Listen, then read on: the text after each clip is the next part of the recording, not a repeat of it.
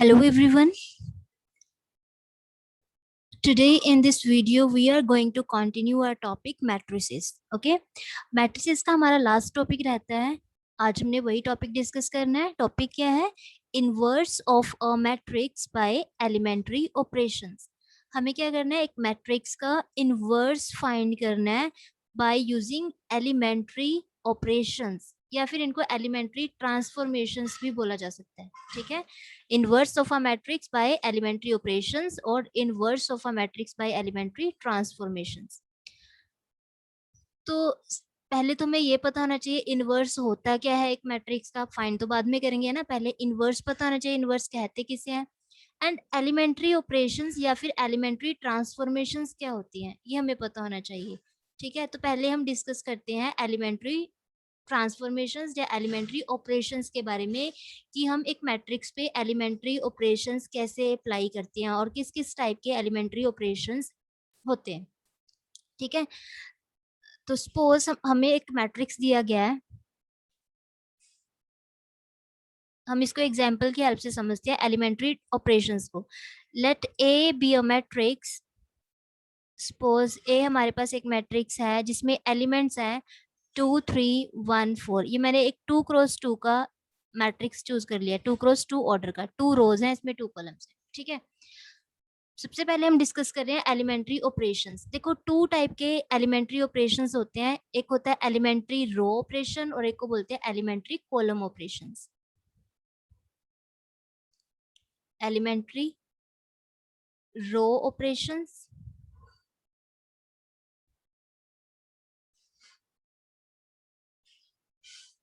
एक होता है एलिमेंट्री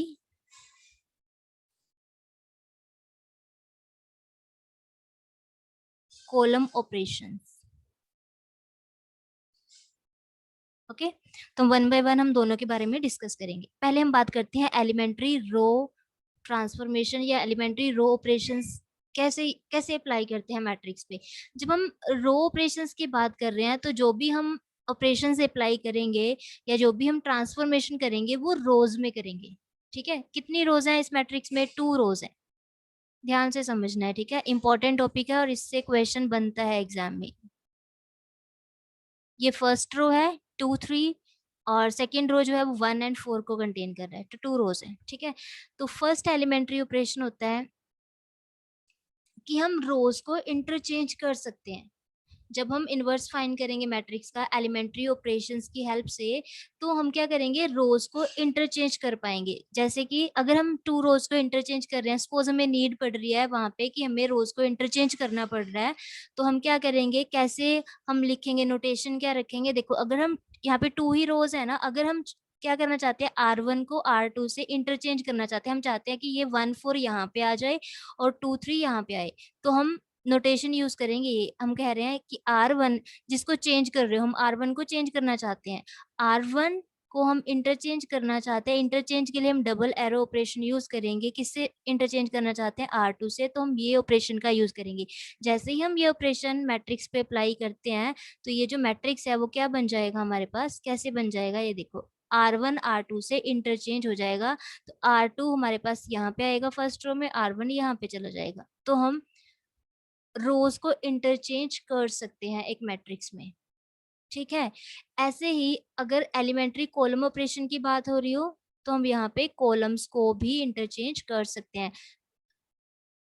मैं दोनों ही आपको एक बार डिस्कस कर देती हूँ, दोनों ही ऑपरेशन. सपोज हम क्या करना चाहते हैं? हम कॉलम 1 और 2 को इंटरचेंज करना चाहते हैं. तो आप इसको कैसे डिनोट करोगे कि हम कॉलम 1 को किससे रिप्लेस कर रहे हैं? कॉलम 2 से रिप्लेस कर रहे हैं. तो हम क्या करेंगे इस केस में?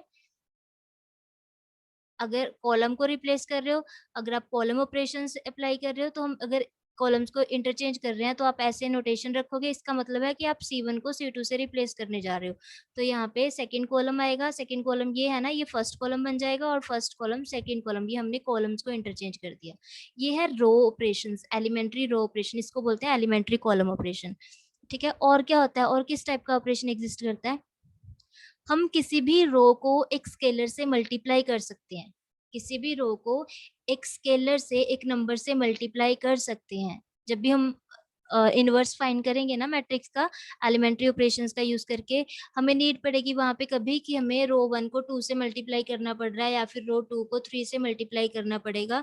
ठीक है, तो इस केस में हम नोटेशन कौन सी यूज करेंगे? सपोज हमें नीड पड़ रही है क्वेश्चन सॉल्व करते टाइम कि हमें R1 को 2 से मल्टीप्लाई करना है, तो हम कैसे लिखेंगे? देखो, हमें R1 को सपोज 2 से मल्टीप्लाई करना है, तो आप यहाँ पे ये लिखोगे हम किसको चेंज करना चाहते हैं? R1 को चेंज करना चाहते हैं। कैसे चेंज करना चाहते हैं?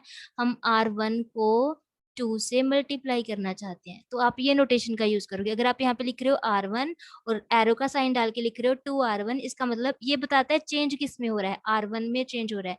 क्या चेंज हो रहा है? हम R1 किसको डिनोट कर रहा है? रो को। जो रो 1 है ना, R1 मीन्स रो 1 के हर एलिमेंट को हम 2 से मल्टीप्लाई करने वाले हैं, तो एक एक एलिमेंट्री ऑपरेशन ये होता है। ठीक है, तो ऐसा करते ही हमारे पास क्या हो जाएगा?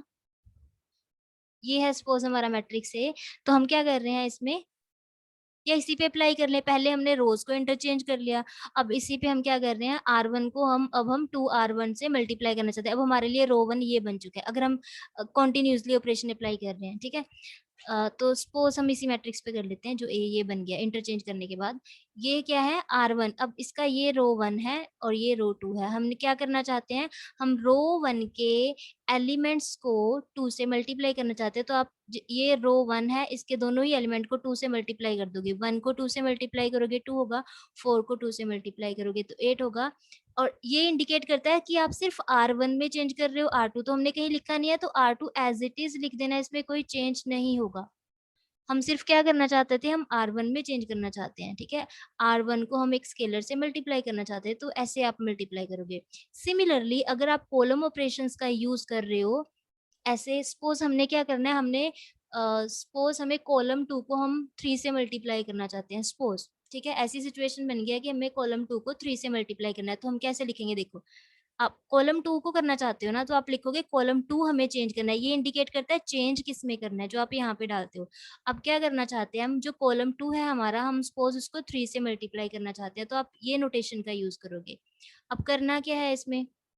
ये है कॉलम 1, ये है कॉलम 2, तो हम क्या करना चाहते हैं? जो कॉलम 2 के एलिमेंट्स हैं, इनको हम 3 से मल्टीप्लाई करना चाहते हैं। कॉलम 1 में तो कोई चेंज कर नहीं रहे हैं, तो इसको हम एज इट इज लिख देंगे। लेकिन कॉलम 2 के एलिमेंट्स को 3 से मल्टीप्लाई करके लिखेंगे। 3 2 जा 6, 3 1 जा 3। ऐसे हमने एलिमेंट्री ऑपरेशंस अप्लाई करने होते हैं। ठीक है, अब थर्ड ऑपरेशन है यहाँ पे, हम टू रोज को ऐड कर सकते हैं, टू रोज को सब्ट्रैक्ट भी कर सकते हैं। तो एडिशन का मैं बता रही हूँ, सब्ट्रैक्शन का सेम हो जाएगा। ठीक है, जैसे सपोज हम करना चाहते हैं यहाँ पे R1 में R2 को ऐड करना चाहते हैं। हम क्या करना चाहते हैं? R1 में R2 को ऐड करना चाहते हैं। तो क्या करेंगे हम? कैसे करेंगे? हम क्या करना चाहते हैं? R1 को चेंज करना चाह रहे हैं ना हम, तो R1 लिखोगे। कैसे चेंज करना चाह रहे हैं हम? R1 में हम R2 को ऐड करना चाहते हैं, सपोज। ठीक है, तो इस केस में क्या होगा? अब जो ए मैट्रिक्स है वो कैसा बनेगा? हम R1 में चेंज कर रहे हैं, R1 में चेंज कर रहे हैं। कैसे? R1 में R2 के एलिमेंट्स ऐड करना चाहते हैं। अब R2 में तो कोई चेंज हो नहीं रहा है, तो आप रो 2 को एज इट इज पहले ही लिख दिया करो कि रो 2 तो सेम ही रहेगा। चेंज कौन सा होगा? R1। रो 1 चेंज होगा। कैसे चेंज हो रहा है रो 1? रो 1 में ये रो 1 है, इसमें हम रो 2 ऐड करना चाहते हैं, तो अब कोरस्पॉन्डिंग एलिमेंट को ऐड करोगे। ये रो 1 का एलिमेंट है, ये रो 2 का, इनको ऐड कर दो। 2 + 2 कितना होता है? 4 होता है। हम यही करना चाहते हैं, R1 में R2 को ऐड। R1 का एलिमेंट ये है ना, ये किस कैसे चेंज होगा? अब R1 में ये R2 का एलिमेंट ये ऐड हो जाएगा, तो यहाँ पे कितना आएगा? 11। ऐसे हम टू रोज को ऐड करेंगे। ठीक है, ऐसे ही टू रोज को अगर सब्ट्रैक्ट करना हुआ, सपोज हमने R1 में हम क्या करना चाहते हैं? चेंज R1 से R2 को सब्ट्रैक्ट करना चाहते हैं, तो सब्ट्रैक्ट करोगे तो 2 - 2 यहाँ पे 0 लिखते, 8 - 3 यहाँ पे 5 लिखते। ठीक है, एंड सपोज हम यहाँ पे क्या करना चाहते हैं? सेम ऑपरेशन कॉलम पे भी यूज किया जा सकता है। सपोज हम कॉलम वन में कॉलम 2 को ऐड करना चाहते हैं। ठीक है, तो कॉलम 1 चेंज करना चाहते हैं हम। कैसे? कॉलम 1 में कॉलम 2 को ऐड करना चाहते हैं, तो आप ऐसे लिख कि कॉलम 1 चेंज होगा, कॉलम 1 की एंट्रीज चेंज होंगी। हम यहाँ पे क्या चाहते हैं कि कॉलम 1 एंड 2 को ऐड करके जो आंसर बन रहा है वो हमारा यहाँ पे आना चाहिए। ठीक है, तो इस केस में आप क्या करोगे, अब कॉलम 1 चेंज होगा, कॉलम 2 तो नहीं चेंज होगा ना, तो आप इसको तो सेम लिख देना ऐसे ही। कॉलम 1 में क्या चेंज करना है, ये है कॉलम 1 की एंट्रीज। अब कॉलम 1 में क्या चेंज करना चाहते हैं हम, कॉलम 1 में कॉलम 2 ऐड करना चाहते हैं, तो 3 में 6 कॉलम वाइज ऐड करोगे। ये फर्स्ट कॉलम है, ये सेकंड कॉलम, 3 + 6 कितना होगा, 9 होगा।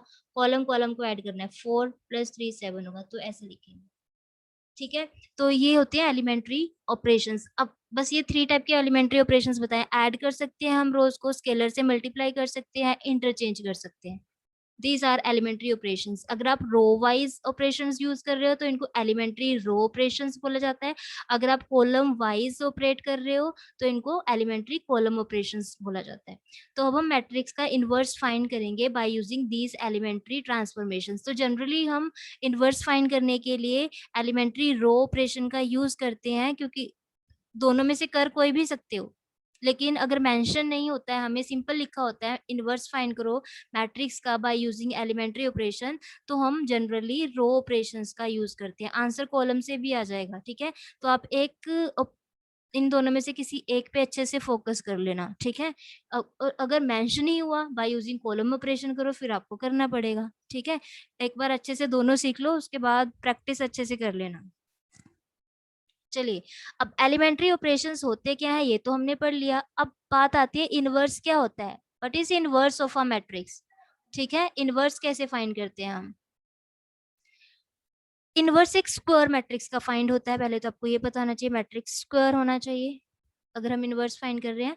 So let A B a square matrix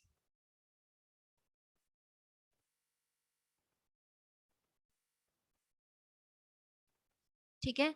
suppose ए एक स्क्वायर मैट्रिक्स है। स्क्वायर मैट्रिक्स जितने उसमें रोज हैं उतने ही कॉलम्स हैं, ठीक है। तो हम इसका ऑर्डर भी लिख लेते हैं। Suppose let A B a square matrix of order M, मतलब इसमें एम रोज हैं, एम कॉलम्स हैं, ठीक है। Now if there exist a square matrix B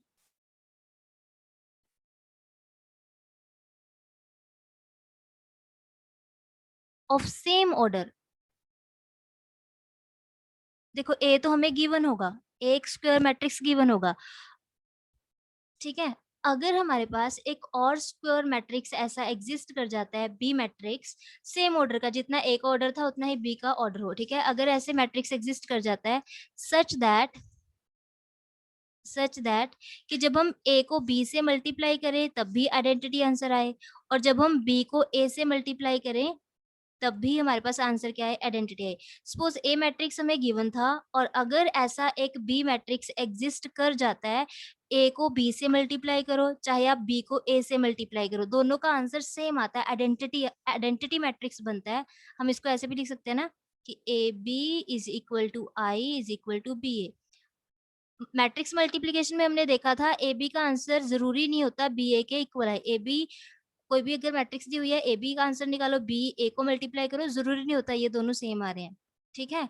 अब यहाँ पे क्या हो रहा है, हम ए को आगे रख रहे हैं, बी को यहाँ पे रख रहे हैं, सेकंड पोजीशन पे मल्टीप्लाई कर रहे हैं, आइडेंटिटी आ रहा है। चाहे हम बी को आगे रख रहे हैं, ए को यहाँ पे रख रहे हैं, तब भी आइडेंटिटी आ रहा है। सपोज आंसर दोनों का सेम आ रहा है। ऐसी मैट्रिक्स हमारे पास बी एग्जिस्ट कर गया है, तो इस केस में हम कहते हैं in this case B is said to be inverse of A. हम बोलते हैं बी जो है वो क्या होगा, ए का इनवर्स होगा। एक ऐसी मैट्रिक्स जो आप ए से मल्टीप्लाई कर रहे हो, ठीक है, सेकंड पोजीशन पे रख के, या फिर बी ए कर रहे हो और आंसर दोनों का आइडेंटिटी आ रहा है, तो हम बोल सकते हैं यहाँ पे बी इज इनवर्स ऑफ ए। इस केस में बी को बोला जाता है, बी क्या होगा, ए का इनवर्स होगा। Then B is called inverse of A, ठीक है।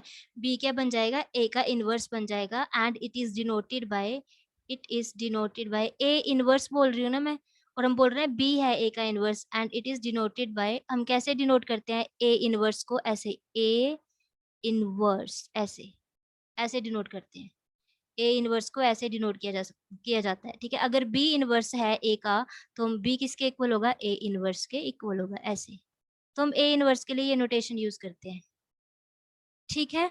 तो अब यहाँ से अगर मैं बी की वैल्यू यहाँ पे ए इनवर्स पुट कर दूं, तो आपको यहाँ से एक रिजल्ट मिल रहा है, देखो बी की वैल्यू मैं यहाँ पे ए इनवर्स पुट कर रही हूँ, बी को मैंने क्या पुट कर दिया, A inverse is equal to I is equal to, यहाँ पे बी को पुट कर दिया ए इनवर्स। तो जब भी आप एक मैट्रिक्स को उसके इनवर्स से मल्टीप्लाई करते हो तो हमेशा आइडेंटिटी मैट्रिक्स आंसर आता है। आइडेंटिटी याद है ना आपको, आइडेंटिटी मैट्रिक्स कैसा होता है?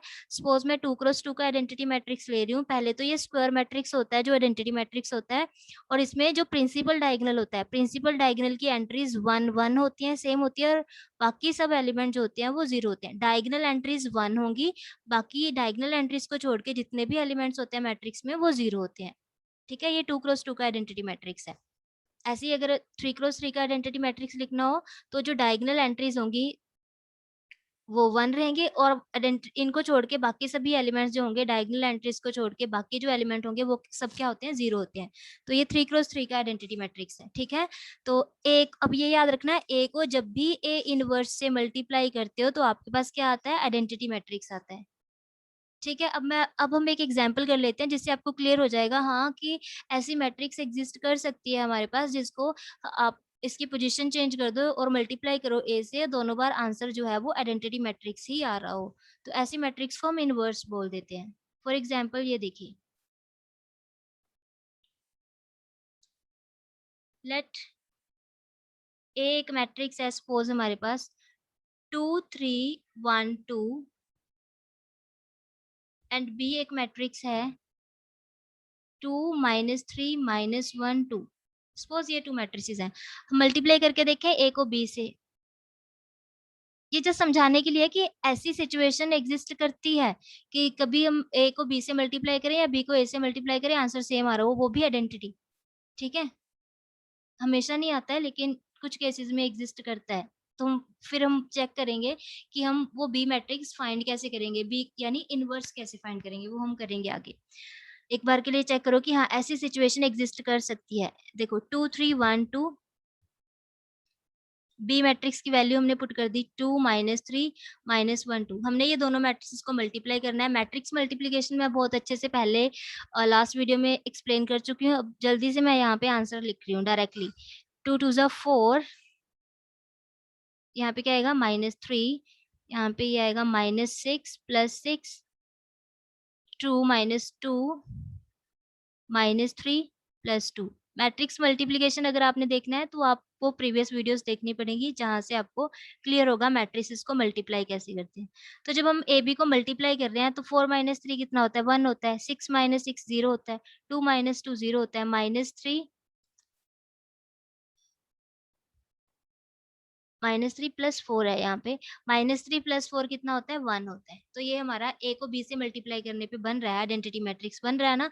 ऐसे ही अगर हम बी ए को मल्टीप्लाई करें, बी ए को मल्टीप्लाई करें, पहले हम रखते हैं बी मैट्रिक्स 2 -3 -1 2, और यहाँ पे रखते हैं ए मैट्रिक्स विच इज 2 3 1 2।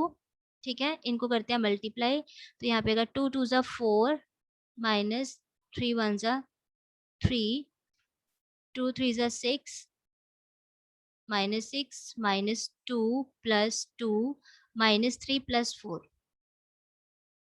ठीक है, तो 4 - 3 कितना होता है, 1 होता है। 6 - 6 0 होता है। -2 +2 0 होता है। -3 +4 1 होता है। तो देखा आपने, ए को हम बी से मल्टीप्लाई कर रहे हैं तब भी हमारे पास आंसर। आइडेंटिटी मैट्रिक्स जो होता है ना उसको आई से, ये सिंबल है, आई से डिनोट करते हैं। कंफ्यूज नहीं होना, ये आई है क्या, आई यहाँ पे आइडेंटिटी मैट्रिक्स होगा, चाहे फिर वो 2x2 ऑर्डर का हो, 3x3 ऑर्डर का, हम आई से ही डिनोट करते हैं। ठीक है, बी ए को जब हमने मल्टीप्लाई किया तब भी आइडेंटिटी मैट्रिक्स बन रहा है। तो देखा हमने, ए को बी से मल्टीप्लाई किया तब भी आइडेंटिटी आ रहा है, बी को ए से मल्टीप्लाई किया तब भी आइडेंटिटी आ रहा है। तो यहाँ पे जो बी मैट्रिक्स है वो क्या है, B is inverse of A. B A का इनवर्स है, हम यहाँ पे कह सकते हैं। हम इसको ऐसे भी तो दे सकते हैं ना कि बी को हम ए से मल्टीप्लाई कर रहे हैं, या फिर हम बी को यहाँ पे ए से मल्टीप्लाई कर रहे हैं, ए को पोजीशन चेंज कर रहे हैं ना, ए एक बार फर्स्ट पोजीशन पे पड़ा है, यहाँ पे सेकंड पोजीशन पे पड़ा है, तो आइडेंटिटी आंसर आ रहा है। तो हम ये भी बोल सकते हैं ए इज इनवर्स ऑफ बी, या फिर बी इज इनवर्स ऑफ ए। दोनों केसेस पॉसिबल है, हम दोनों ही तरह से बोल सकते हैं कि ए बी का इनवर्स है, या फिर बी बोल सकते हैं बी जो है वो क्या है, ए का इनवर्स है। ठीक है, ये मैट्रिक्स जो है बी वो ए का इनवर्स है। क्यों? क्योंकि इसको ए से मल्टीप्लाई करने पे आइडेंटिटी आंसर आ रहा है। बात समझ आई है? ठीक है, अब हम बात करेंगे कि ये इनवर्स फाइंड कैसे होगा। जैसे ये मैट्रिक्स है ना, ये हम फाइंड कैसे करेंगे? एक ऐसा मैट्रिक्स जिसको ए से मल्टीप्लाई करने पे आइडेंटिटी आंसर बन रहा हो, कैसे फाइंड करेंगे? वही इनवर्स कैसे फाइंड करेंगे? तो हमें मैट्रिक्स का इनवर्स ये फाइंड करना है by using elementary operations. Okay, तो इसका क्या मेथड होता है? एलिमेंट्री ऑपरेशंस का यूज करके कैसे फाइंड करते हैं हम इनवर्स, ये देखिए। सबसे पहले हम करेंगे inverse of a matrix by using elementary row transformation. Row transformation का यूज करके इनवर्स कैसे फाइंड करते हैं, ठीक है? Inverse of a matrix by using elementary row transformation.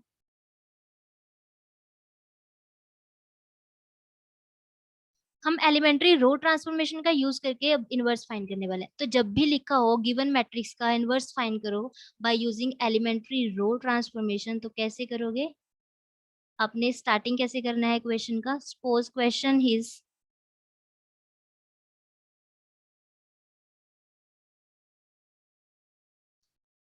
Let suppose हमें मैट्रिक्स दिया हुआ है ये ए इज इक्वल टू 1 - 1 2 3। हमें ये मैट्रिक्स का इनवर्स फाइंड करना है by using elementary row transformation. तो सबसे पहले स्टार्टिंग कैसे करनी है क्वेश्चन की?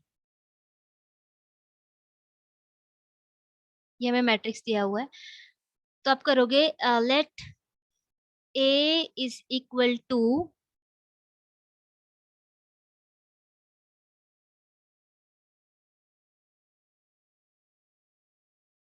आई ए, ऐसे लिखोगे A is equal to I ए।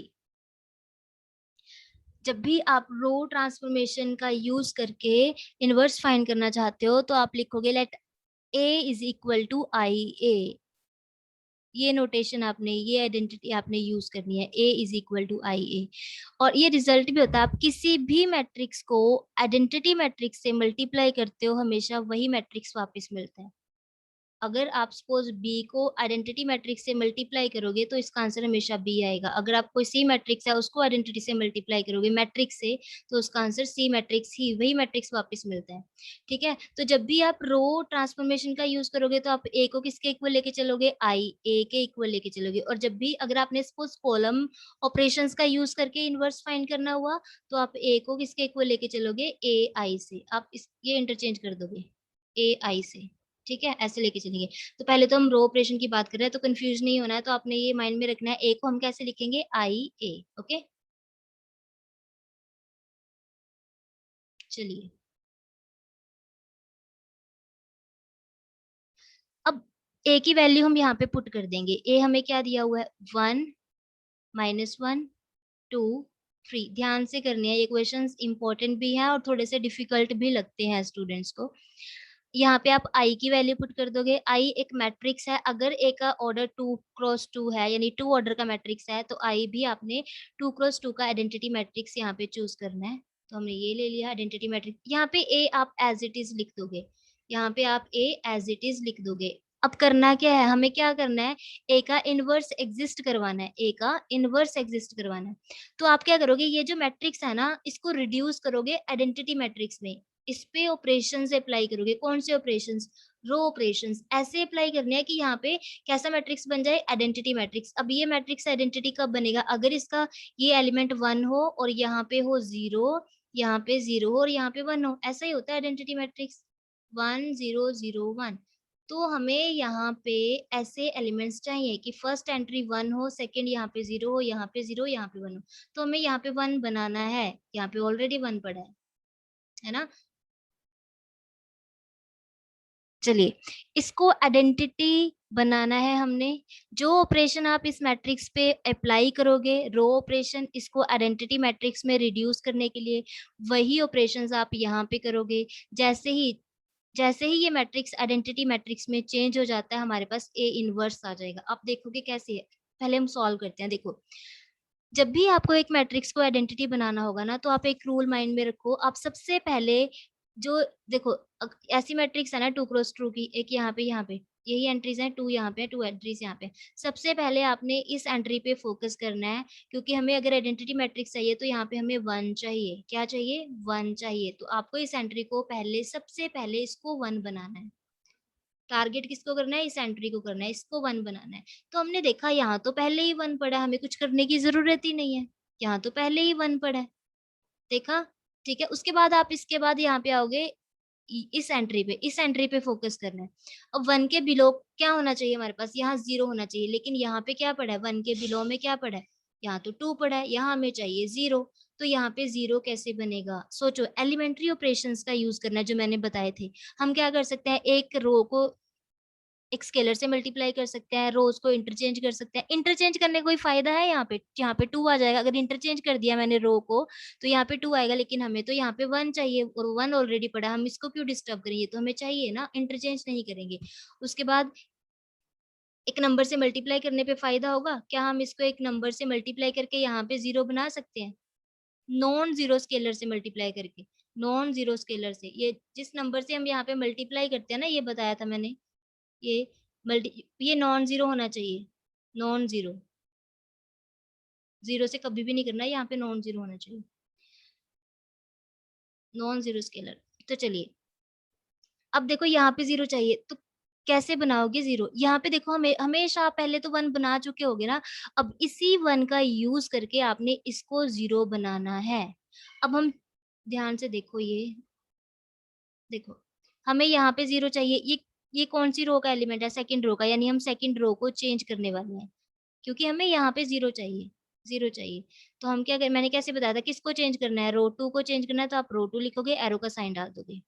अब चाहिए तो यहाँ पे 0, तो आप क्या कर रहे हो? R2 यहाँ पे लिखो, यूज इसका करना है। अगर मैं इसको, इस एंट्री को 2 से मल्टीप्लाई कर दूं और इन दोनों को सब्ट्रैक्ट कर दूं, बनेगा ना 0। अगर R1 का जो एलिमेंट है उसको 2 से मल्टीप्लाई कर दें, R1 को 2 से मल्टीप्लाई कर दें, यहाँ पे 2 आ जाएगा ना, 2 आ जाएगा। और फिर इन दोनों को सब्ट्रैक्ट कर दें, R2 से R1 को सब्ट्रैक्ट कर दें, तो हमारा क्या बन जाएगा? ये 0 बन जाएगा। तो क्या करना है हमने? R2 से सब्ट्रैक्ट करना है R1 को 2 से मल्टीप्लाई करके। जैसे ही यहाँ पे 2 आएगा, 2 माइनस 2 0 हो जाएगा। तो हमेशा इसी 1 का यूज करके इस एंट्री को 0 बनाना है। अगर यहाँ पे 3 होता तो आप इस रो 1 को 3 से मल्टीप्लाई कर देते और सब्ट्रैक्ट कर देते। सपोज यहाँ पे 4 होता, यहाँ पे सॉरी, यहाँ पे 4 होता और हमें यहाँ 0 चाहिए होता, तो हम 1 का यूज करेंगे। 1 को, जो नंबर चाहिए ना वही बना लो ना। 1 को, यहाँ पे अगर 4 है तो आप 1 को 4 से मल्टीप्लाई कर दो, R1 को 4 से मल्टीप्लाई कर दो, यहाँ पे 4 आएगा, 4 माइनस 4 0 हो जाएगा। अब कैसे अप्लाई करोगे? देखो हम कर क्या रहे हैं बेसिकली। मैंने यहाँ पे लिखा है R2, क्योंकि R2 का एलिमेंट चेंज करना था हमने। यहाँ पे 0 चाहिए हमें, तो R1 में तो कोई चेंज हुआ ही नहीं है, R1 में कोई चेंज नहीं हुआ है। तो R1 की एंट्रीज आप ऐसे ही लिख दोगे, रो 1 की एंट्रीज ऐसे ही लिख दोगे, कोई चेंज नहीं करना है। इधर भी रो 1 की एंट्रीज सेम लिख दोगे, कोई चेंज नहीं करना है। और ए यहाँ पे एज इट इज, चेंज तो सिर्फ रो 2 होगा।